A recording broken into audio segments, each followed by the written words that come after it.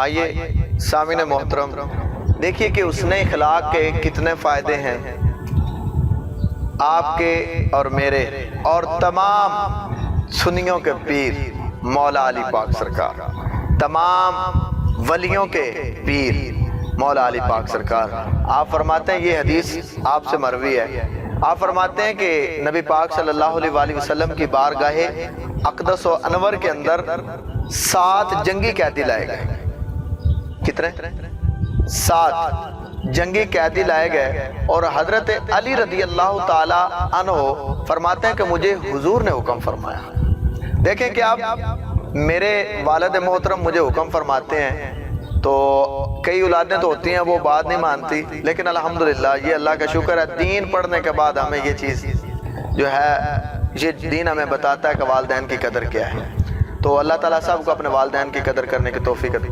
ہمیں اگر ہمارا والد حکم دیتا ہے نا کہ جاؤ بیٹا فلاں کام کرو، ہم دوڑتے جاتے ہیں، شکر کرتے ہیں ہمارے والد نے ہمیں خوش طبعی کے ساتھ یا کسی طریقے سے بھی ہمیں کوئی کام کہا خوشی سے کرتے ہیں۔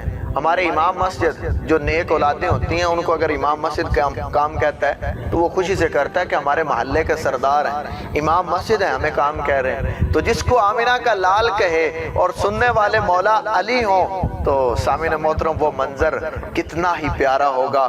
حضور نے حضرت علی کو حکم فرمایا، اے علی ان کی گردنیں مار دو، یعنی کہ ان کی گردنیں تن سے جدا کر دو۔ تو تھوڑی دیر گزری، حضرت علی رضی اللہ تعالیٰ عنہ نے تلوار پکڑ لی، تو میرے حضور نے فرمایا علی رک جانا۔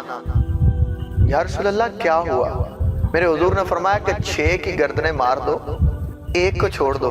یا رسول اللہ وہ بھی جنگی قیدی ہے، ان کے ساتھ اتنے جرم میں وہ شامل ہے، ملوث ہے، تو یا رسول اللہ اس کی وجہ کیا ہے؟